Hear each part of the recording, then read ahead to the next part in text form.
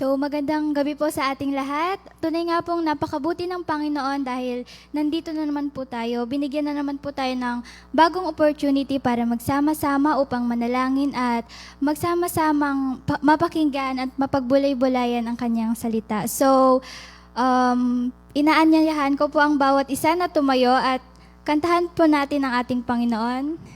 Kantahin po natin yung Wala Kang Katulad.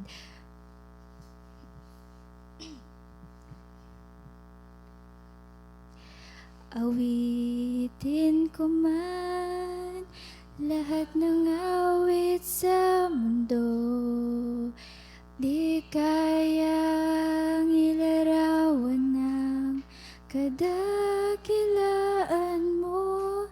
Kulang ang lahat ng tula, kulang maging mga salita upang ihayag ang kabutihan mo.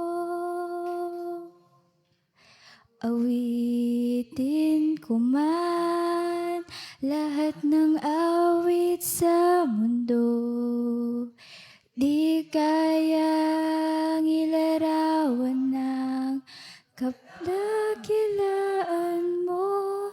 Kulang ang lahat ng tula, kulang maging mga salita upang ihayag ang kabutihan mo. Wala kang katulad, wala nang higit sa'yo. Wala kang katulad, wala nang papantay sa'yo. Ikaw ang Diyos noon pa man, maging ngayon at kailanman. Sa habang panahon, wala kang katulad. Awitin ko man lahat ng awit sa mundo, di kayang ilarawan ng kadakilaan mo. Kulang ang lahat ng tula, kulang maging mga salita upang ihayag ang kabutihan mo. Wala kang katulad, wala nang higit sa'yo. Wala kang katulad, wala nang papantay sa'yo. Ikaw ang Diyos noon pa man, maging ngayon at kailanman. Sa habang panahon, wala kang katulad. Wala kang katulad, wala nang higit sa'yo. Wala kang katulad, wala nang papantay sa'yo. Ikaw ang Diyos noon pa man, maging ngayon at kailanman. Sa habang panahon, wala kang katulad. Sa habang panahon, wala kang katulad. Yes, Lord, Father God. Tunay nga po, Panginoon, na wala kang katulad, Lord. Tunay nga po, Panginoon, na dakila ka, Panginoon. Napakabuti mo, Panginoon, sa buhay ng bawat isa sa amin, Lord. Tunay nga po, Panginoon, na walang hihigit sa'yo, walang ninuman o anuman sa mundong ito ang papantay sa kabutihan mo, sa kapangyarihan mo, Lord, Father God. Panginoon, tunay pong napakadakila mo, Lord, and you deserve all the glory, Panginoon, all the thanksgiving, Panginoon, na iniaalay namin para sa iyo, Panginoon. Yes, Lord, sa gabing ito, Panginoon, nagpapasalamat po kami, Panginoon, dahil pinagsama-sama mo na naman po kami, itinipon-tipon mo na naman po kami sa iyong bahay, sambahan, Panginoon, upang sambahin ka, purihin ka, at makinig, Panginoon, ng mga salita mo, Panginoon, na nais mong ipahayag, Panginoon, sa gabing ito, Lord, Father God. Yes, Lord, patawarin mo, Panginoon, ang bawat isa sa amin, Lord, sa mga hindi po kalugod-lugod na naisip, nagawa at nasabi, Panginoon, ng bawat isa sa amin, Lord, sa mga motibo, Panginoon, na hindi po umayon sa iyo, Lord, Father God. Ituwid mo ito, Panginoon, linisin mo, Panginoon, saliksikin mo, Panginoon, ang puso ng bawat isa sa amin, Lord, Father God.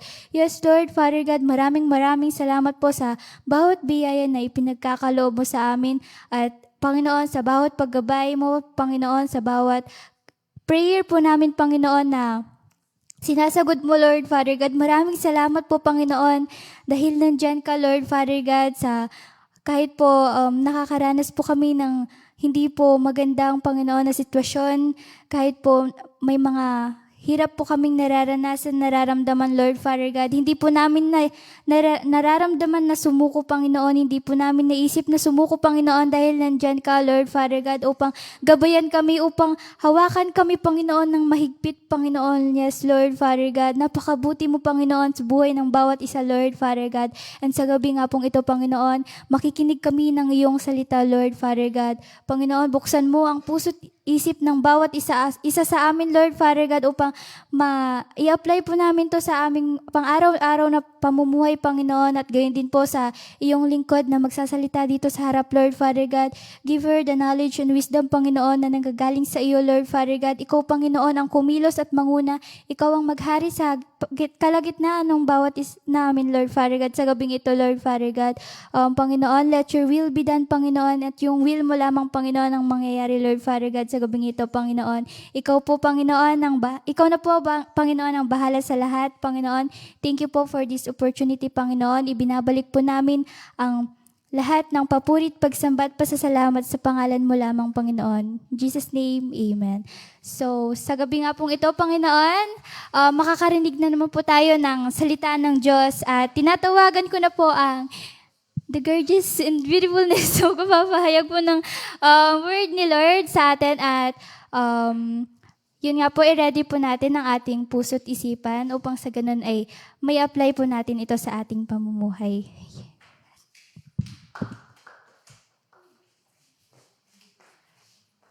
Ayan, praise God. Mabuti ang Diyos po sa buhay natin, ano? Ayan, so, medyo, kasi kagigising ko lang po. Opo, ayan. So, sa mga nanonood po sa atin dyan, magandang gabi po sa ating lahat. Tunay na dakila ang Diyos sa ating mga buhay.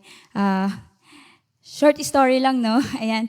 Merong tuwing pumupunta po ako dito sa church.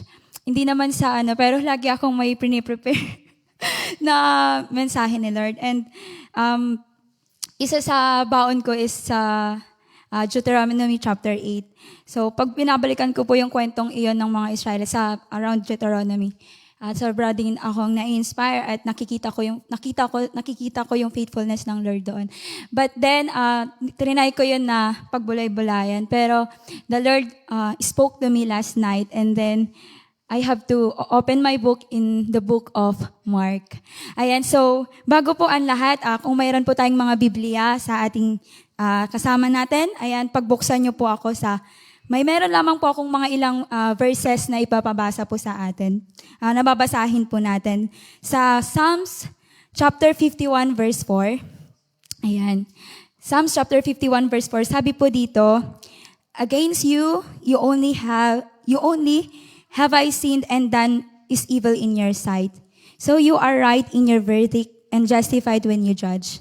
So, pagbuksan din po natin sa Psalm chapter 145, verse 18 to 19. It says there, the Lord is near to all who call on Him, to all who call on Him in truth. In Luke chapter 15, verse 18 naman po, sabi doon, Father, I have sinned against heaven and against you. And the last one, James chapter 4, verse 7 to 8, Submit yourselves then to God. Resist the devil and he will flee from you. Come near to God and he will come near to you. Wash your hands, you sinners, and purify your hearts, you double-minded. Minsan pa nga po manalangin pa po tayo. Panginoon, salamat po sa pagbasa po ng inyong mga salita, Lord God. Continue to open our hearts, Lord God, our mind. As we study your word, Lord God, patuloy po namin na dalangin, Panginoon, ang pangungusap niyo sa buhay po ng bawat isa sa amin. Lord, let your will be done sa gabing ito at patuloy po naming inaangkin ang katagumpayan, Lord. Speak to each and every one of us, Lord God, and may your Holy Spirit be with me as we study your word. Thank you, God, in Jesus' mighty name.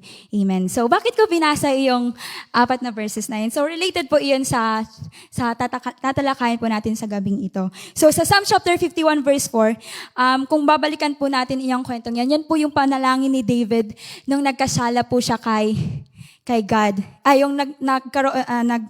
He committed adultery against Bathsheba. Yan po yung pinalangin niya sa ating Panginoon. And sa panalangin niya yan, kung mapapansin po natin, talagang inadmit niya na siya ay nagkasala sa harapan ng Panginoon. At kung babasahin po natin sa medyo dulo, siya po ay nagpakumbaba at nanalangin na renew his spirit. So, sa Psalm chapter 145, 18-19, a Psalm of David din po iyan kung babasahin natin. So, sabi doon, gusto ko lang pong bigang emphasize doon, sabi doon po kung babasahin natin sa verse 18, sabi doon, the Lord is near to all who call on Him. Ang Panginoon ay malapit sa mga taong tumatawag sa Kanya. Pero hindi lang doon natapos. To all who call on Him in truth. Ng may katotohanan. So, what does it mean kaya? So, sa chapter Luke 15:18 naman, kung alam po natin yung story na iyan, hindi bago sa atin. Yung story pong iyan ay dun sa prodigal son. Ito po yung sinabi ng anak ng mayaman na lalaki, no, na may dalawang anak, yung isang, yun nga, prodigal. Yun yung prodigal son, or yung anak niya na nagwalang. Tapos inano niya yung pera, yung binigay ng tatay niya, winaldas niya, di ba? Familiar naman tayo dyan. So, ito yung sinabi niya sa Panginoon. Sabi niya, what if bumalik na lang kaya ako sa aking mga magulang kasi yung wala na po siyang pera, di ba? Wala na rin siyang kaibigan. Tapos na-realize niya, what if bumalik na lang ako sa tatay ko kasi ako naghihirap ako dito, gutom na gutom ako, ganyan, ganito. Bumalik na lang ako at kahit magsilbi na lang akong alipin niya, sabi niya, di ba? Ganito na lang ang sabihin ko, sabi niya doon. At yun yung sinabi doon sa verse 18, sabi niya, Father, I have sinned against heaven and against you. Ako po ay nagkasala sa inyong harapan, sabi doon sa kwentong pangbata. Ako po ay nagkasala sa inyong harapan at kahit gawin nyo na lamang po akong alipin ninyo kasi hindi po ako karapat-dapat. Di pa po yun po yung napagtanto ng anak niya. Pero, yun. So, yun yung na-realize ng prodigal son. So, yun naman sa James chapter 4:7, yun, pinaka-conclusion na lang iyan. So, submit yourselves to God and resist the devil and he will flee from you. Come near to God and He will come near to you. Wash your hands, you sinners, and purify your hearts, you double-minded. Okay, so yun lang. Hindi ba na dyan nagtatapos? Introduction lang yan. So, bago ang lahat, gusto ko po kayong tanongin. Hindi mali yung conclusion. No? Gusto ko po kayong tanongin. Kung naalala niyo po dito, yung sabi ng si Pastor Bong, yung consider it done, di ba? Naalala niyo po pa po ba yun? Yung topic niya na saan matatagpuan yung passage niya po? Sa Mark. Oh, hindi sila nagtitake note. Sa Mark chapter 11 verse 24, sabi po doon, sa Mark chapter 11 verse 24, basahin ko, Therefore I tell you, whatever you ask for in prayer, believe that you have received it and it will be yours.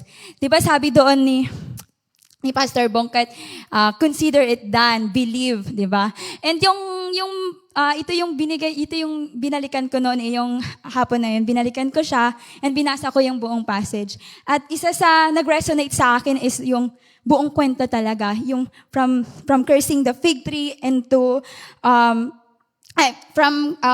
clearing the temple courts to cursing the fig tree and clearing the temple courts. So, basahin po natin, ang ating passage po ay matatagpuan hindi lang sa Mark chapter 11 verse 24. Gusto ko pong talakayin natin yung kabuuan kung bakit yun yung sinabi ni Lord na therefore. Di ba usually kasi pag ginagamit po natin yung word na therefore, conclusion na, di ba? Therefore, I tell you, whatever you ask for in prayer, believe that you have received it and it will be yours. So pag nananalangin tayo, kailangan natin ng pananampalataya. Pero ano ba yung mga ways para katanggap-tanggap yung panalangin natin, para maging usable, maging makapangyarihan yung paglapit natin sa ating Panginoon, maging kagamit-gamit talaga. So, basahin po natin sa Mark chapter 11. Umpisan po natin sa verse 12. Ayan. So, sabi po doon, verse 12 to 25. Okay.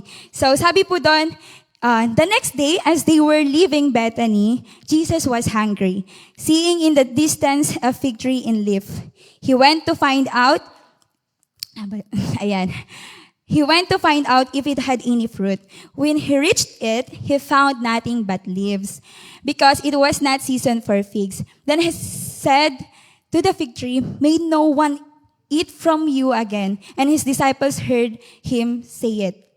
On reaching Jerusalem, Jesus entered the temple courts and began driving out those who were buying and selling there. He overturned the tables of the money changers and the benches of those selling doves, and would not allow anyone to carry merchandise through the temple courts. And as he taught them, he said, "It is not written, 'My house will be called a house of prayer for all nations,' but you have made it a den of robbers." The chief priests and the teachers of the law heard this and began looking for a way to kill him. For they feared him, because the whole crowd was amazed at his teaching. When evening comes, Jesus and his disciples went out of the city in the morning.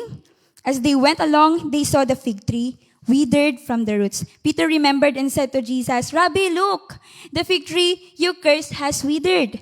Have faith in God." Jesus answered, "Truly I tell you, if anyone says to this mountain, 'Go, throw yourself into the sea,' and does not doubt in their heart, but believes that what they say will happen, then it will be done for them. Therefore, I tell you, whatever you ask for in prayer, believe that you have received it, and it will be yours." And ito na yon. Ayan. Hindi ko bibigyan pong emphasize. Ito na yan. Sa verse 25, "And when you stand praying, if you hold anything against anyone, forgive them." Amen? "So that your Father in heaven may forgive you your sins." So, ito po, konting dulas lang po dito. So, ang Panginoon po, galing po siya sa Bethany, at habang nasa lakbay po sila, nagutom siya, and then nakakita siya ng fig tree. Tapos yung fig tree na yon, kung babasahin po natin sa ibang translation o kaya sa ibang, di ba po may gospel po tayo, yung 4 gospel books po dyan is yung Matthew, Mark, Luke, dyan na po. Kung babasahin po natin sa mga ibang books po dyan, at aaralin din po natin, ito pong fig tree na to, mabunga siya. So, sa iba, siguro sa iba, kung ako rin din si Jesus, mabulaklak siya. So usually pag mabulaklak, it's season niya para bumunga, di ba po? So si Jesus, sabi niya, yung nakita niya yon, akala niya may bunga. Tapos yung nilapitan niya, walang bunga, pero mabulaklak, di ba? Mabulaklak. So yung sinabi yun ng Lord, yung nakita yun ng Lord, wala namang bunga. So sabi niya, kinurse niya itong, sa ibang translation, babasahin natin yung word na curse. Pero mababasa rin natin sa baba na, sabi ni Peter doon, "Look, Lord, Rabbi, look, the fig tree you curse has withered." So, yung sinabi ng Lord, yung kinurse niya yun, yung kinurse niya yun kasi hindi siya nagbubunga. So, bakit kaya, yung binabasa ko ito, yung binalikan ko siya, bakit kaya siningit pa doon yung fig tree? Kung babasahin natin about sa mga nagsasal ng yung mga nagbebenta sa court, bakit kaya yun? So yung mensahe sa akin na binigay Lord is that it's all about the Lord is siningit niya yung fig tree na yun for advancement of hypocrisy. You know, yung the word hypocrisy, aware naman po na tayo doon, di ba? So, yung pumunta siya doon, di ba, kinurse niya na, tapos pumunta siya doon, sumunod pumunta na siya sa Temple of Jerusalem. At ano po yung nadatnan niya doon?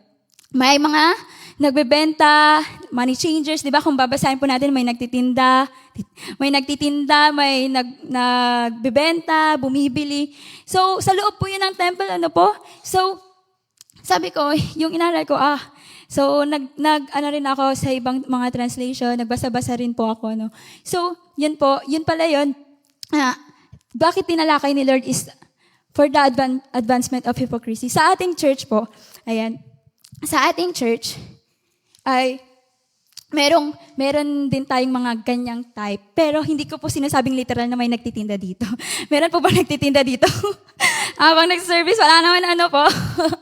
So, hindi ko po sinasabing may nagtitinda dito, may nagpapautang, tapos hindi ko naman sinasabing ganun, no, na ginagawa nating tindahan or palengke itong church. Pero, yun nga po, in connection, Temple of Jerusalem, the cursing of, Opo, tama po. Opo, yun nga po eh. So, wala naman ganon dito sa ating church, So, yun, fig tree was much the same in the temple of Jerusalem. Yung fig tree, mabunga siya, mabulaklak, pero wala pala siyang bunga. So, kung babasahin po natin sa verse 12 to 14, sabi po doon, ayan, di ba, kinurse ni Lord yung fig tree kasi walang bunga. Naloko siya. So, ano kayong feeling ng naloko, di ba? Sino ditong nagpautang tapos hindi naman, ayan. Yung mga nalaloko, ayan. So, si Lord, na parang nadismaya siya, kaya kinurse niya yung fig tree. So, ang message po doon sa verse 12 to 14 is that, don't be like the fig tree. Sabihin mo nga sa katabi mo, don't be like the fig tree. Huwag tayong maging katulad ng fig tree na sa malayo lang, kala mo na mabunga. Hindi lang dapat tayo ganun. Maraming mga hypocrisy type ang mga unworldly people, mga unbeliever. So, huwag tayong maging katulad ng mga nakita doon sa Temple of Jerusalem or mga sa Biblia, mga high priest, mga Sadducees. Kung babasahin po natin ang ating Biblia, kung alam po natin yung mga Biblia, di ba? They are teaching the law of Moses. They are proclaiming yung mga all about kay God, all about the law of Moses, all about the law of God. Pero sa nila, they don't practice what they preach. So, wag ganun po dapat. Hindi po tayo tulad ng ganun. Akala mo mabunga siya. Akala mo kagamit-gamit kasi masalita, ganun. Pero wag tayong maging katulad nila na, ano ba yung tawag doon? Yung maging religious lang tayo sa pananampalataya natin. Amen? Wag po sana tayong ganun. Dapat when we come to the Lord, dapat totoo tayo. Like yung binasa natin kanina na, call on those who call on Him. Yung kung sino yung tumatawag sa Kanya, yun yung sasagutin ng Lord. Pero, di ba, sinabi doon ng may katotohanan, ang lumalapit ng may katotohanan. So, yun, malalaman natin bakit ko in-emphasize itong fig tree na to. Ayan, so sa second one, kung babasahan po natin sa verse 15 to 19, sobra din po akong na-amaze yung binabasa ko ito. Ayan, so sabi dito, sa verse 15 to 19, kung babasahan po ulit natin, on reaching Jerusalem, Jesus entered the temple courts and began driving out those who were buying and selling there. He overturned the tables of the money changers and the benches of the selling doves and would not allow anyone to carry merchandise through the temple courts. And as he taught them, he said, "It is not written." It is not written. Sabi dito, nasusulat din po ito sa Isaiah. So, it is not written, my house will be called a house of prayer for all nations, but you have made it a den of robbers. The chief priests and the teachers of the law heard this and began looking for a way to kill him, Jesus. For they feared him because the whole crowd was amazed at his teaching. When evening came, Jesus and his disciples went out to the city. So, ano mapagpag-aralan natin doon sa second one? So, sabi ni Lord, it is not written, my house will be called a house of prayer for all nations, but you have made it a den of prayer, a den of robbers. So, dapat, sabi ni Lord, supposed to be kung hindi sa literal na pag-accept sa word na yan, kung ang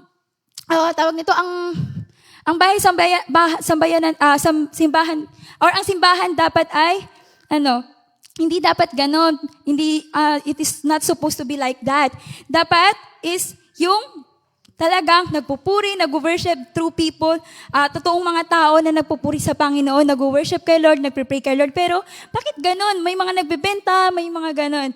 So, in the same way to us, sa atin, minsan, may mga pagkakataon din tayo minsan na hindi natin napopromote yung buhay natin, na hindi natin napopromote yung buhay natin sa Panginoon, o hindi nakikita sa buhay natin ang ating Panginoon na yun nga, we are sometimes nagiging religious na lang tayo, parang sa mga iba-ibang sa mga ganitong gatherings, o di ba?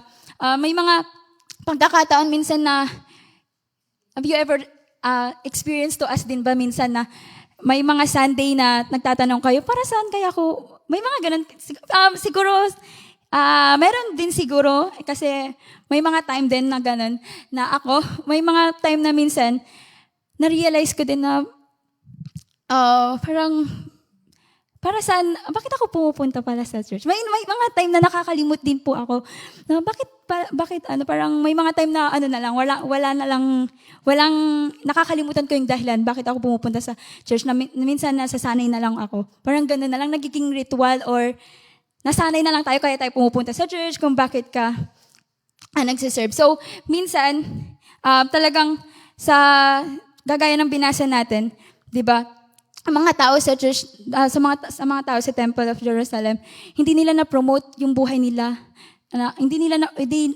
They didn't promote yung life na meron dapat sila kay Kristo. Instead, yung nakita ni Lord doon is, yun, di ba nga, taliwas sa kung ano dapat ang church. Kung ano ba dapat yung ginagawa ng mga taong totoong nagmamahal sa salita ng Diyos. Di ba? They are, talagang ginawa nila taliwas doon sa kung ano dapat, kung sino dapat yung mga totoong nananampalataya sa ating Panginoon. So, number 1 is that, yun nga, dapat sa verse 12 to 14, kung babasahin po natin yun, dapat meron tayong, hindi tayo maging katulad ng fig tree. Sabi ko nga, don't be like the fig tree. Dapat we bears fruit. Ano yun, mangga ba? Yung totoo bang bunga, dapat nagbubunga ang buhay natin kay Kristo. Amen? So, kagaya ng, wag tayong maging katulad ng fig tree na sa labas lang, yung physical appearance mo lang, yung nakikita, yung mabunga, pero inwardly, you are dead pala. You are spiritually dead. Don't be like that. So, dapat, ang message doon is that, we should bear fruit. Fruit na mumunga. Alam niyo naman yung ibig sabihin, namumunga dapat tayo, nag-grow dapat tayo. No? Ano po? Sabihin mo nga sa katabi mo, namumunga ka dapat. Amen. Namumunga po dapat tayo. So, pangalawa, is that we should promote. Dun sa verse 12, di ba sabi na kinesyon ng Lord na, bakit ganito yung church? Di ba sabi niya dito, it is not written, sabi niya, house will be called a house of prayer for all nations, but it is, but you have made it a den of robbers. Don't be like yung mga tao naman. Ngayon naman, don't be like those, kasi don't be like the Pharisees. Sabihin mo nga sa katabi, don't be like the Pharisees. Huwag tayo maging katulad nila na sobrang alam nila yung salita ng Diyos. Kung babasahin talaga natin yung Bible, nakaka-amaze yung mga taong sobrang talino. Sino bang hindi ma-amaze sa mga taong matatalino? Lalo pag alam niya talaga yung sinasabi niya. Nakaka-amaze yun. Nakaka-amaze yung mga Pariseo, talagang alam nila handang-handa sila sa mga debate, di ba? Ganon din si Paul, kung babasahin din natin yung kwento niya, di ba? Before, bago niya nakilala si God, di ba? Ganun din siya, sobrang alam niya yung word kaya kung saan siya nakikidebate, kung saan siya nakikipaglaban sa pamamagitan ng karunungan niya. Pero lahat ng karunungan natin, kahit alam mo pa tong from beginning to end of this Bible, kahit alam mo pa yan, useless yan kung talagang hindi mo talaga kilala si Lord. Kung wala ka talagang personal na relasyon sa Panginoon, kung hindi ka talaga nagre-rely talaga sa Lord, kung talagang hindi mo kilala si Lord by your heart. No? Amen? So, useless lahat ng kaalaman natin kung hindi tayo nagre-rely sa Lord. Kung hindi natin isinasapamuhay yung binabasa, yung sinasabi at yung naririnig natin. So, number 1, don't be like the fig tree. We should bear fruits. Number 2, don't be like the Pharisees, the teachers of the law, and so on. But instead, promotes life with God. Amen? Sabi mo nga sa katabi mo, promotes life with God. Promotes life with God. Promotes life with God. Hallelujah. So, sa verse 20 naman po, babasahin natin ayon. So, ito ang pinaka-paboritong part ko, lalo na yung na-introduce ito ni Pastor Bong. Sabi doon, sa verse 22, basahin po ulit natin. Sabi, in the morning, as they went along, they saw the fig tree withered from the roots. Peter remembered and said to Jesus, Rabbi, look, the fig tree you cursed has withered. So, have faith in God, sabi ni Jesus kay Peter. Truly, I tell you, if anyone says to this mountain, go, throw your stuff into the sea and does not doubt in their heart, but believes that what they say will happen, it will be done for them. So, therefore, I tell you, whatever you ask for in prayer, believe that you have received it, and it will be yours. Amen. And when you stand praying,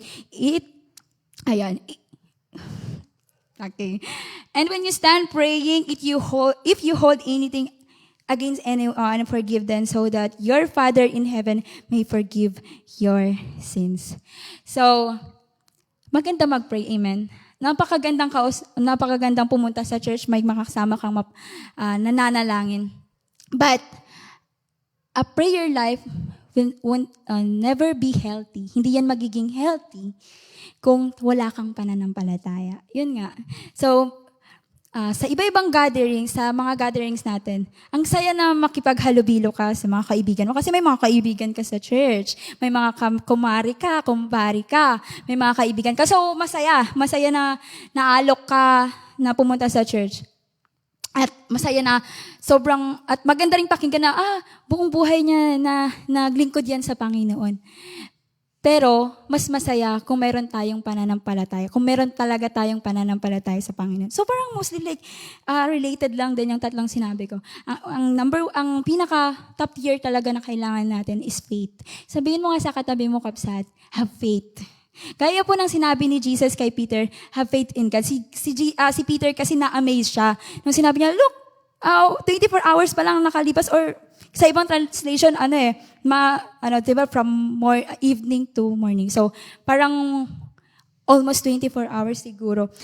Kung babasahin natin na nakalipas, tumuyo na yung fig tree. So, sabi doon, na-amaze siya. So, ang sinabi ni Lord, have faith in God. So, ano yung tinutukoy niya doon? Yung kasunod doon na, truly I tell you, if anyone says to this mountain, go, throw yourself into this. Ano kayang ibig sabihin niyan kung babasa natin yung verse 23? So, ang ibig sabihin niyan, reading your Bible without having faith sa binabasa mo is useless. Or, ganun din sa atin, umuupo ka dito sa church, you are doing, kung ano nakasanayan natin dito sa church, But without really personal encounter sa Lord, personal, intimate relationship sa Lord, magiging useless yan. You are consistently doing that lang religiously. So, sa atin, ang kailangan natin is that faith. Faith yung pananampalataya natin na parang, yun nga sabi dito na, in doubts, parang in good and bad times, parang ganun, yung gustong sabi ni Lord dito, dapat pinipili pa rin natin yung pananampalataya na meron tayo sa Panginoon. Dapat nananatili pa rin tayong tapat sa Panginoon. Amen? Kasi ang Lord, di ba, ganun naman ang Lord. Dapat na-reciprocate natin si Lord sa ating mga buhay. So, ganun din, kung ano yung ginagawa natin every Sunday, sa church, every prayer meeting, sa kahit anong church gatherings. Dapat hindi lang natin yun ginagawa for napakagandang relationship, for the camaraderie, for having a good relationship. Hindi lang dapat ganun na po. Dapat ginagawa natin yan kasi we love God. Dapat yung message sa akin ni Lord, mahal ko si Lord. Kahit tayo minsan, kahit kilala na natin si Lord, may mga times na pa rin tayo yung alam mo yung nagda-doubt or na nag-aalinlangan pa rin tayo. May mga ganun tayong moments, lalo na pag may mga in rock moments talaga, we are sometimes doubting sa Lord. Nagda-doubt talaga tayo sa Panginoon. But yung faith na tinutukoy nito, yung faith na tinutukoy dito, dapat kung alam mo ang salita ng Lord, parang sa akin yung pinakaano ko dito, alam mo ang salita ng Lord, and yung mga circumstances, tuloy-tuloy. Yung mga problema, tuloy-tuloy naman yan. But once na alam mo ang salita ng Diyos, may relasyon ka sa Panginoon, you have that kind of faith. meron ka ding faith na magiging katulad din ng mga taong nananampalataya noon sa Panginoon, may mga disipulo ng Lord. Hindi man tayo yung darating sa point na makakapagpagaling, makakapag-heal gaya nila. Pero yung faith na tinutukoy din, yung faith na nag-i-stay. So sabi mga sa katabi, yung faith na nag-i-stay kabsat. Yung faith na nananatili talaga sa Panginoon, yung firm na faith na in whatever it takes, whatever happens, you still standing there, worshiping God with all your heart. No? With all your heart, knowing na God is in control. So, yun yung gustong sabihin sa akin ni Lord na, oo nga, no? We sometimes questioning the word of, siguro wala sa atin yun, pero I know na, siguro may mga pagkakataon na darating tayo sa time na gano'n. And it's a good reminder for us, to us, na talagang yung kailangan nating faith is gano'n, na whatever it takes, parang sabi doon ng Lord, di ba? Sabi niya, ano bang sabi doon? Na, and does not doubt, sabi niya, kung go throw yourself into the sea and does not doubt in their heart, but believes that they say will happen, it will be done for them. It will be done for them. So, yun. Ang kailangan natin is yung faith na nag-stay po. Opo, yung talagang naniniwala ka na things will be alright, things will get better kasi you have God and you know that God is in control. Na alam mo yung salita niya, alam mo yung mga promises niya, alam mo yung word niya, and ikaw mismo alam mo na yung pananampalataya mo is sapat para manatili sa Panginoon. So dapat yun yung kailangan natin, yung pananampalataya na ano mang mangyari, nag-stay ka, firm ka pa rin. Meron kang solid foundation at iyon yung pananampalataya natin sa Panginoon. So, yun. Number 3. Ayan. So, number 3, we should have a prayer life that have a faith with God. So, meron dapat tayong a healthy prayer life na may pananampalataya. Yung may pananampalataya.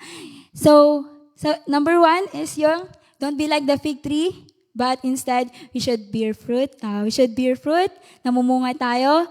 Pangalawa, we should promote life. Dapat sa buhay natin, nakikita si Lord doon. Pangatlo, para to have a healthy prayer life, yung faith natin. Na-miss ako talaga doon yung consider it ni Pastor. Sana wag lang tayo, yun nga, gusto kong dagdagan, emphasize yung doon sa binasa natin kanina sa Psalm chapter 145, verse, sabi ba doon? Psalm chapter 145, verse 18 to 19. Sa 18 lang po pala yun. Anong sabi doon? The Lord is near to all who call on Him. So, yung mga tumatawag, pero dinugtungan pa yun ni David. Yung tumatawag sa kanya ng may katotohanan. So, yun. Bakit ko binasa iyon? Bakit ko iyon binasa? So, malalaman natin yan sa verse 25, the last one.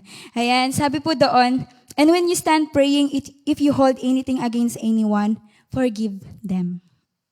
Sabi ko, bakit kaya siningit pa ito? Sabi ko, yung binasa ko noon, ito, bakit kaya sinabi may therefore si Lord? So usually pag therefore kasi sa last sentence, pero nakalagay po doon na sabi doon, therefore, sa verse 24, therefore I tell you, whatever you ask for in prayer, believe that you have received it and it will be yours. Sobra talaga akong na-miss yung share niya to kasi ang Bible verse ko is yung Matthew 21:22, pero sa ibang translation, yung nilalaman po nun, same lang din po sa Mark 11, chapter 24. So, na-amaze ako. But, yung binasa ko talaga, merong isang pinaka nag-stick sa akin. And when you stand praying, sabi din dun sa verse 25, and when you stand praying, if you hold anything against anyone, forgive them. Forgive them, so that your Father in heaven may forgive you your sins. Ayan. Practically speaking, mahirap magpatawad. Alam ko po na may mga time sa atin dito sa church na merong nag-hold against anyone. Like, hindi siya okay sa kapatid niya. Naranasan niyo ba? May mga ganang pagkakataon po tayo na meron tayo, or kahit hindi sa kapatid mo, kahit sa mga kaibigan mo sa labas, sa unbeliever, ganun. May mga problema tayo, may mga untold story tayo sa mga, parang, what do you call this one? Yung parang, hindi pa na-fix na problema sa kapwa mo. And may mga time na pumupunta tayo dito sa church. Diba? Yung feeling na hindi talaga okay. Yung pupunta tayo sa church na knowing na meron kang bigatin and a lot of excess, parang may mga baggages ka pa talaga sa sarili mo. Ang tawag ba doon? May mga ano ka pa, yung hindi ka pa, alam mo yun? Po? Oh, yan. hindi ko kasi maano. Yan, may kagalitan. Ano ba yan? Okay. Kagalitan. Oh, ayan, kagalitan. Ayan. May kagalitan ka pa sa kapatid mo, sa relatives mo, kahit sino, sa mga kaibigan mo. Di ba yung pakiramdam na hindi okay talaga. Yung pumunta ka sa church pero hindi ka talaga okay kasi meron ka pang hindi natatapos or closure sa kapatid mo. So, ang bigat sa feeling po nun, di ba? Yung pupunta ka sa church, alam mo, may kagalit ka, ganun. So, or hindi ka pa, or kung ikaw naman may asawa kayo, hindi kayo okay na asawa mo. Di ba ang hirap yun, pumunta ka sa church tapos nag-away pala kayo that day ng asawa mo. Ang bigat pumunta sa church, no? And ganun din sa mga kaibigan mo, ganun. Ang bigat na pumunta ka sa church. Kasi yun nga, we are not able to forgive others instantly. Parang in just one snap, okay, forgive mo na siya. Hindi, ang hirap, no? Ang hirap magpatawad. Pero, gusto kong i-connect doon na, since sinabi naman na ni Lord, kapag alam natin yung salita ng Lord, alam natin sino siya sa buhay natin, everything will follow. Amen? Everything will be solved. Ayan. Lahat mafi-fix yan ni Lord. So, ang hirap minsan pag umuupo tayo dito sa harapan, nagpe-pray tayo, yung may mga problema ka pa sa kapatid mo, sa pamilya mo, sa mga extended family kung meron man. Di ba ang hirap na nagpe-pray ka tapos naalala, okay naman yung flow ng prayer mo, but may certain times maalala mo, hindi pa pala ako okay kay hindi pa pala ako okay kay ganito. Di ba, naalala natin? So, ang kailangan doon is, we should pray in truth. So, how often do we pray? Tinanong tayo doon ni Pastor Bong, sabi niya, naalala ko, how often do we pray? But now, I will ask you, how often do we pray in truth? Gaano tayo kadalas na nanalangin ng totoo sa Panginoon? Yung totoo doon, yung totoo na your whole being talaga, yung ikaw talaga, yung buong puso na walang ano naman ito? Walang nire-reserve, walang reserva. Apa? Oo, hinanakit, wala kang yung may daming pang reservation, marami ka pang hinanakit, tama? Marami ka pang hinanakit sa kapwa mo. Parang ang hirap na mag-pray. Ang hirap mag-pray. So, sa gabi pong ito, gusto ko pong sabihin na may mga barriers tayo why we sometimes we can pray in truth sa Lord. And number one is yung masakit. Kahit ako yung binabasa ko to, number one is yung pagiging hipokrita natin. Hindi ko sinasabi na like sa Bible na yan na nagtitinda ka, nagbebenta ka dito sa church. Hindi ganun na literal. Yung hypocrisy na tinutukoy ko, yung sa akin, yung interpretation ko is yung may mga katangian tayo na hindi katanggap-tanggap talaga sa harapan ng Diyos at sa harapan ng tao. To be specific, minsan, hindi tayo nagiging totoo sa harapan. Hindi pa rin niya specific, paano ba? Minsan, paano ba? Marami tayong yung pagiging, like sa kanila, hindi sila nagiging totoo. Minsan, nagiging plastic tayo. Sakit. Masakit talaga. Totoo yan. Pa. Nagiging plastic tayo. Totoo yun na minsan, hindi lang tayo nagiging plastic yung parang hindi tayo totoo, hindi tayo nagiging totoo sa kapwa natin. Yung supposed to be dapat nagmamahalan tayo, ganun. Pero, supposed to be minamahal natin sila and dapat minamahal din natin ang ating kapwa. So, dapat hindi tayo maging katulad ng mga Pharisees na they are just loving the idea of His word, but not the Lord itself. Yung kung sino talaga nangungusap dito sa Bible, and that's God. So, yun, dapat maging totoo tayo sa harapan ng Panginoon. Huwag tayong maging katulad nila na nung binigyang emphasize dito, ay yung binigyang simbolo dito ni Lord is yung fig tree na dapat hindi lang tayo nagpupunta. Po? Opo, hindi lang tayo sa panlabas na, thank you po, hindi lang tayo sa panlabas na magaling or maganda, hindi lang tayo healthy spiritually sa panlabas na pakaanyuhan natin. Magaling tayo magsalita, magaling tayo mag-serve, kagamit-gamit ang buhay natin, but inwardly, yung relasyon natin sa Panginoon wala, patay. So, it's useless. Dapat wag tayong maging ganun. Dapat maging totoo tayo sa Panginoon. So, yun, wag tayong maging katulad ng mga Pharisees na hipokritang mga tao. Dapat be real, be true to your prayer life. Amen? Kasi, kung pansin nyo kapag nagpe-pray kayo, tapos totoo yan. Opo, marami naman talaga. Hindi po natin maiiwasan yan. Marami. So, yun nga. Pero yun nga, lagi nating ituon kay Lord lahat ng attention natin. No? Kasi hindi sasagutin ni Lord. Kahit alam mo yung kasagutan ng Lord, usually alam mo may kasagutan tatlo si Lord. Yung no, wait, yes. Yes, no, wait. Yung hindi, wait lang yan si Lord, wait lang. Yung sagot niyan. Agurayakpay, wait lang. Pero hindi mo talaga alam, no pala yan kasi mali yung motibo mo, mali yung puso mo yung nag-pray ka. O kaya, hindi pala buo kang nananalangin sa Panginoon. Minsan, So, dapat, we secure ourselves na whenever we go here, kahit hindi dito, kahit sa mga gatherings natin, dapat hindi natin yan ginagawa na nakasanayan lang. Dapat ginagawa natin yun na totoo sa harapan ng Panginoon at walang mga baon-baon na hinanakit sa kapwa mo. So, dapat maging totoo tayo. Yun yung pinaka mensahe dito. When you come to the Lord, you should come to the Lord ng totoo. Di ba? Gusto kong iba sa sabi ni David. Di ba si David, alam natin siya na makasalanan. Pero talagang alam niya na nagkasala siya. So, inamin niya na nagkasala siya and the truth prevailed, di ba? At inamin niya, umingi siya ng tawad and si Lord pinagtagumpayan niya, pinapatuloy ng Lord yung buhay niya na matagumpay. So, ganun din tayo. Huwag tayong mahiya. Huwag tayong mahiya na maging totoo sa harapan ng Panginoon. Come as you are, sabi nga. So, come as you are. So, kung meron kang hinanakit, it is not shameful to see or know na humingi ka ng tawad sa kapwa mo. Kundi nagpapakita yun na you are honoring God by humbling yourself. Amen?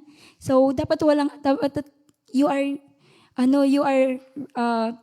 talagang as a sign of humbling yourself, just ask forgiveness. Kung hindi mo kaya, just ask forgiveness sa Lord. Just ask the forgiveness sa Lord. Diba? And the Lord will answer you. Mahirap, kabakabsat, mahirap po na tumayo ka dito nang mayroon kang hinanakit, sabi nga. Mahirap na umupo ka dito or mag-pray ka dito na you still have that sakit ng loob.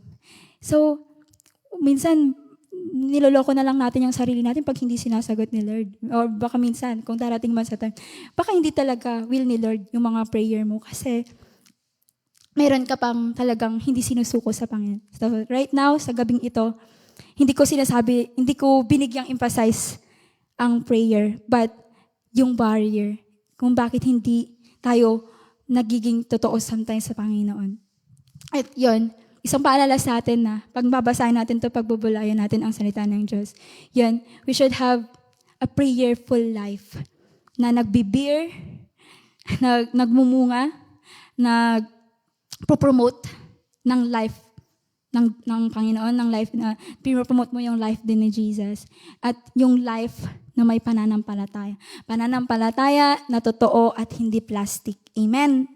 Pananampalataya na totoo at hindi lang kino-quote ng magagandang mga salita, mga magagandang gawa. Kasi hindi yan maitatago mo maaari sa kapwa mo. Pero si Lord, alam niya, pinakakatiting ng puso mo. Kung ano yung tinatago mo, alam ni Lord yan. And si Lord, isi-search na yung puso mo eh. Isi-search na yan. And later on, ipiprevail ni Lord, your heart is not right. tama naman, pero your heart, yung ikaw mismo, meron ka pa na hindi sinusuko sa Lord. Yan muna yung ipasuko mo sa Lord. Wag muna. Kasi usually meron tayong amnesia moment, episode moment eh. Pag may kailangan tayo, pag may kailangan tayo, pag may kailangan tayo, nagkakaroon tayo ng amnesia sa Panginoon.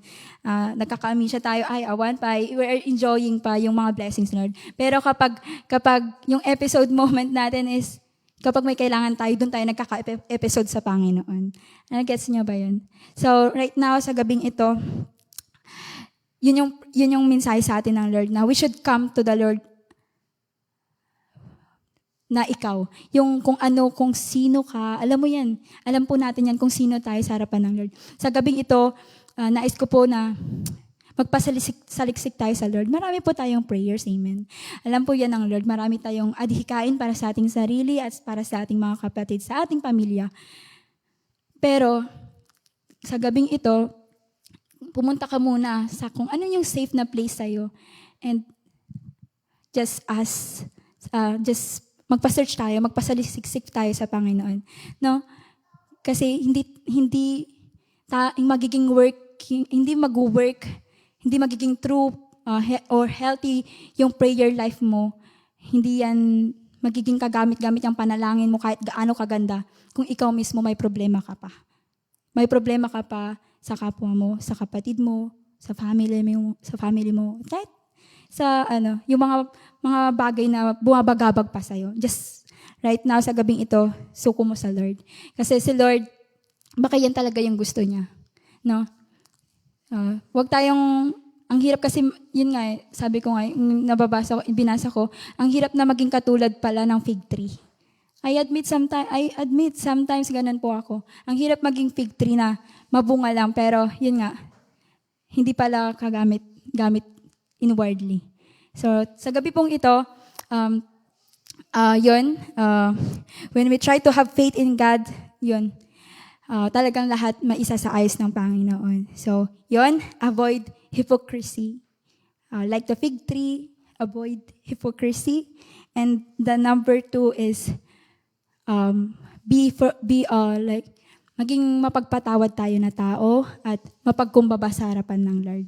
Like David and the prodigal son, they admitted that they have sinned against God and against their father, and like the prodigal son, and to David against Bathsheba, and sa kahit sinong tao na nakagawa niya ng kasalanan. Sobrang hirap magpatawad, but today, suko natin sa Lord lahat ng mga barriers natin, lahat ng humahadlang sa atin.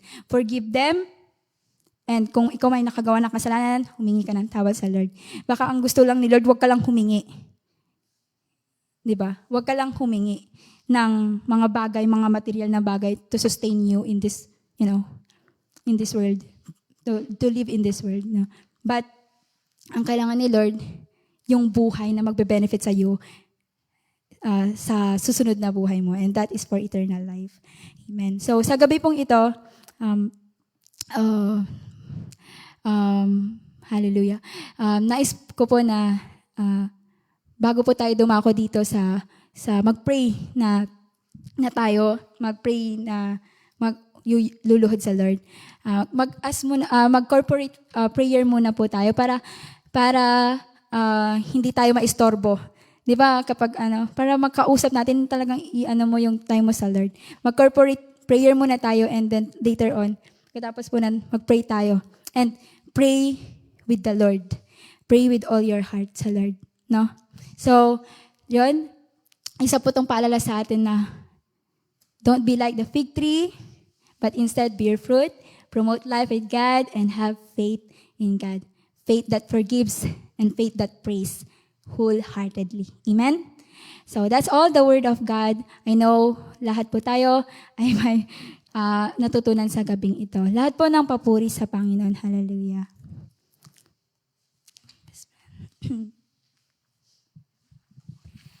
Yan, thank you Sister Karen sa mensahe ng ating Panginoon. Yan, nawa po sa pagkakataon na ito, don't be like a Pharisee, napakitang tao, and gawin po nating banal ang bahay-sambahan ng ating Panginoon. The house of the Lord is the house of prayer. na tayo nandito. Don't be like a Pharisee na andito ka, napakitang tao lamang, andito ka na para lang makita na Kristiyano ka o pumupunta sa loob ng church. At pag andito ka na, manalangin ka sa Panginoon, hindi yung aging kikidom ko lang dita, aging nitiralimidam dita. Pag manalangin ka na ng totoo sa ating Panginoon, and papaano tayo makapag-bear fruit sa pamagitan ng prayer. Yan. Consider it done, sabi ni Pastor Bong, manalangin tayo ng buong puso na may pananampalataya at ang lahat po ng ating hilingin ay bibigay ito sa atin ng ating Panginoong Diyos. At pupunta tayo sa ating panalangin na dapat malinis po tayo ang ating mga buhay dahil minsan ang kasalanan, ito yung naging hindrance para hindi sagutin ng Diyos ang ating mga panalangin. Yan nga, may pananampalataya tayo pero may kasalanan naman tayo. Ito po yung naging hindrance para hindi sagutin ng Diyos ang ating mga panalangin. Kaya po ng sinabi po ng ating preacher, dadako po tayo sa ating corporate prayer at ipanalangin po natin yung mga nangangailangan ng panalangin po. Sino po yung mga may prayer request?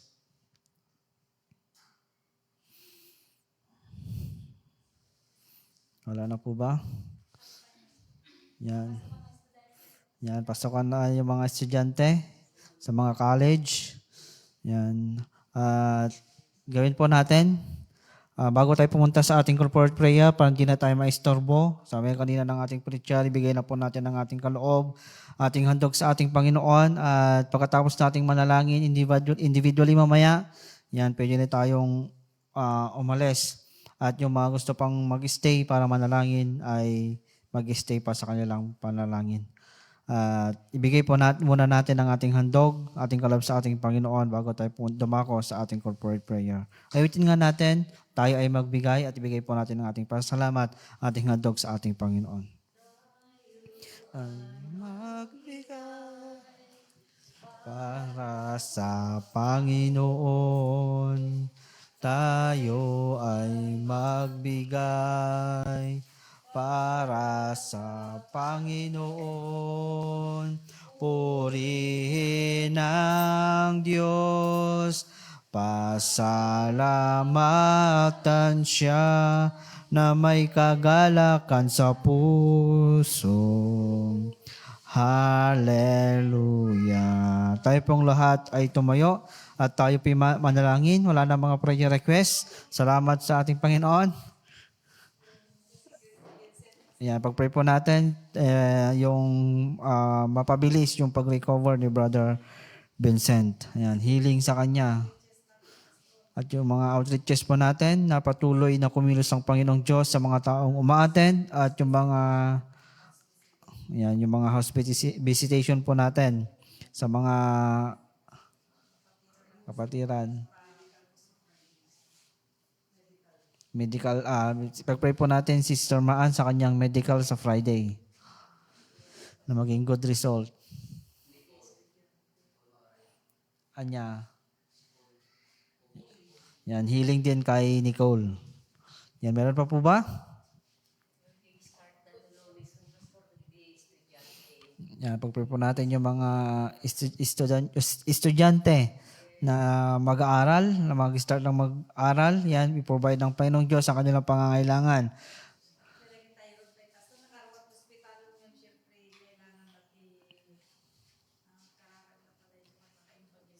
Yan, at saka pag-pray po natin si Brother Tyrone.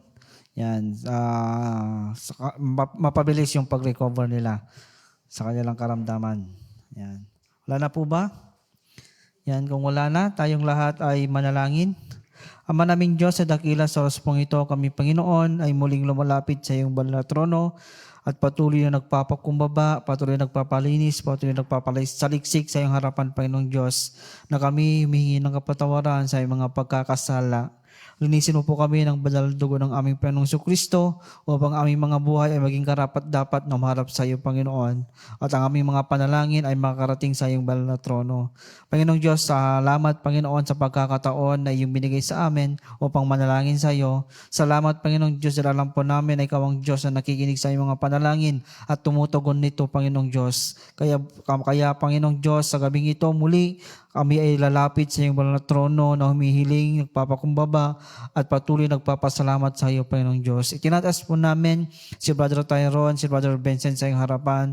Alam mo po ang kanilang kalagayan, alam mo po, Panginoong Diyos, ang kanilang sitwasyon.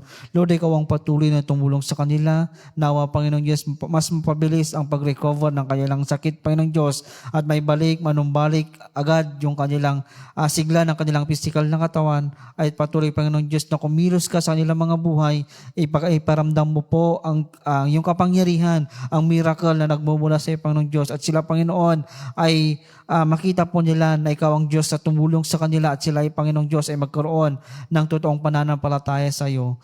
Panginoong Diyos, itinasin po namin si Sister Nicole sa iyong harapan na may karamdaman sa oras pong ito. Kung sino man, Panginoong Diyos, na miyembro po ng iglesyang ito, miyembro po ng aming pamilya na may karamdaman din, dalangin po namin na ikaw ang patuloy na humipo din sa kanilang mga pisikal na katawan, iparanas mo po ang kagalingan na nagmumula sa iyo at patuloy, Panginoong Diyos, panambalikin mo, Panginoon, ang sigla, ang kalusugan po nila, Panginoong Diyos, ay maging normal, Panginoon, at patuloy na ikaw po ang tumulong sa bawat isa sa kanila. Salamat, Panginoong Diyos, sa kagalingan na iyong pagkakalob sa bawat isa sa kanila, Panginoong Diyos. Alam po namin na sa oras pong ito, nararamdaman na po nila ang kagalingan na nagmumula sa iyo.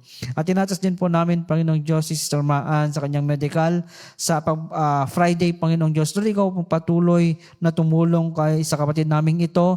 Panginoong Diyos, ayusin mo po, hawakan mo po ang kanyang physical na katawan, ang kanyang health, Panginoong Diyos, nawa maging resulta, Panginoong Diyos, ng kanyang medical, Panginoon, ay maging maganda at physically fit siya, Panginoon. Ipakita mo po ang iyong kapangyarihan sa Kanya, iparanas mo po ang iyong kapangyarihan sa Kanya, at alam ko po, Panginoong Diyos, ikaw ang tutulong sa Kanya. Salamat, Panginoong Diyos, at tinatas din po namin ang mga estudyante na mag-aaral sa Monday. Lord, ikaw ang patuloy na tumulong sa kanila, protektahan mo po sila, patuloy na manguna sa kanila, Panginoong Diyos, i-provide mo po ang kanilang pangangailangan, karunungan, katalinohan na nanggagaling sa iyo, Panginoon, at patuloy, Panginoong Diyos, na maranasan po, Panginoon, ng iyong mga anak ang pagkilos po sa kanilang mga buhay. At tinatas din po namin, Panginoong Diyos, yung mga outreaches po namin na pinupuntahan po ng bawat isa sa amin, Panginoong Diyos, na lingkod mo, Panginoon. Lord, ay patuloy, Panginoong Diyos, na kumilos ka sa bawat mga outreaches po namin, sa bawat mga dumadalo, Panginoon, sa mga Bible studies. Lord,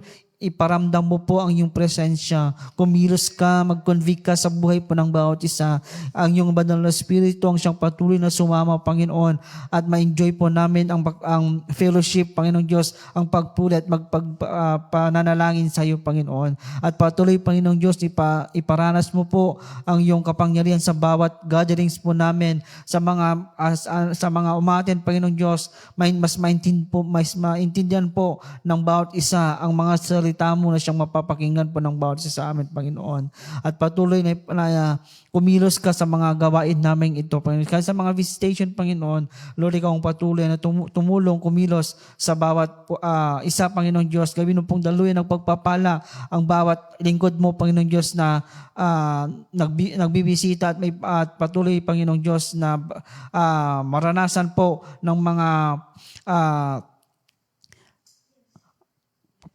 tao, Panginoong Diyos, na siyang bibisitahin ng bawat isa, Panginoong Diyos, na iyong kapangyarihan at patuloy, Panginoong Diyos, na maranasan din po nila ang patuloy na pagpapala mo, Panginoong Diyos. Salamat, Panginoong Diyos, sa oras, Panginoon, na ipinagalap sa bawat isa. Tinatas din po namin ang mga church activities po namin sa church na ito. Patuloy, Panginoon, na ikaw ang siyang patuloy na kumilos sa bawat gatherings po namin sa loob ng church, Panginoong Diyos, sa mga Sunday School, Divine Service, Panginoong Diyos, sa mga prayer meetings, sa Dawn Watch, lahat po, Panginoon, sa mga gatherings na ginaganap sa loob ng church na ito, hanggang sa labas, Panginoon, sa mga family devotions, Panginoong Diyos. Lord, ikaw ang patuloy na tumulong sa bawat isa, patuloy na kumilos ka sa aming kalagitnaan, patuloy na paranas mo din po ang iyong banal na Espiritu at ang iyong kapangyarihan sa bawat gatherings po namin. At tinatas din po namin ang bawat miyembro ng iglesyang ito, mula sa pinakabata hanggang sa pinakamatanda, Panginoong Diyos, na miyembro ng simbahang ito, Panginoong Diyos. Lord, Ikaw po ang siyang patuloy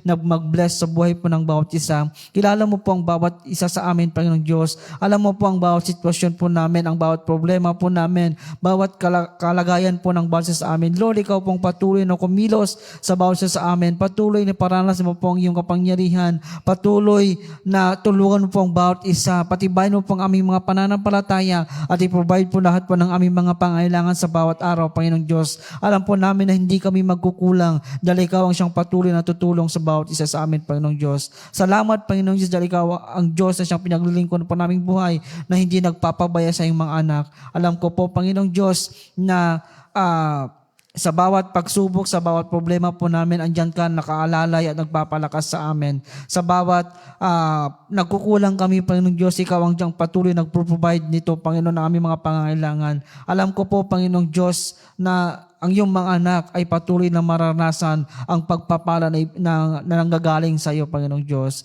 At tinatas din po namin ang aming mga leaders, Panginoong Diyos, sa mga na pinapangunahan ng aming mga pastor, Panginoong Diyos, si Pastor Grace at Pastor Pader. Salamat sa kanilang mga buhay. Salamat sa mga lingkod mong ito, Panginoon, na ginagamit mo upang mas mapatibay ang aming mga pananampalataya at mas lumago kami, Panginoon. Lord, patuloy mo silang tulungan, pagpalain, gabayan, pagkaingatan, i-provide ang kanilang mga pangangailangan, patuloy na tulungan sa bawat problema po nila, Panginoong Diyos. Sa bawat dinidesire po nila, Lord, sagutin mo po ito, Panginoong Diyos. Patuloy na iparanas mo po ang pagpapala na nagbubula sa iyo at ma-enjoy po nila ang pagpapala mo, Panginoong Diyos, na ibibigay sa kanila. Salamat, Panginoong Diyos. Salamat po, Panginoon. At sa gabing ito, Panginoong Diyos, patuloy na iparanas mo po ang iyong presensya hanggang sa pananalangin po ng bawat isa sa amin mamaya, Panginoong Diyos. Lord, patuloy kang mangusap, patuloy kang mag-convict, patuloy mo kaming ituwid, patuloy na manguna ka sa buhay po ng bawat isa sa amin. At salamat sa kasagutan ng aming mga panalangin. Salamat sa mga panalangin po namin mamaya na sasagutin mo, Panginoong Diyos. Salamat sa gabing ito. Salamat sa iyong pagpapala na ibibigay sa bawat isa sa amin. At sa mga offering na siyang nalikong, Panginoon, pagpalain mo ito na magagamit po sa kalalawak ng iyong gawain at patuloy na pagpalain ng bawat isa sa amin, Panginoon Diyos. Salamat, Panginoon, at dadako po kami sa aming individual prayer. Lord, patuloy na iparanas mo po ang iyong presensya, ang kapayapaan, at patuloy, Panginoong Diyos, na patuloy, Panginoong Diyos, na manguna ka sa buhay po ng bawat isa. Salamat, Panginoong Diyos. At ito pong aming dalangin sa pangalan ni Jesus. Amen and amen. Punta po tayo sa ating mga sa lugar kung saan po tayo mananalangin.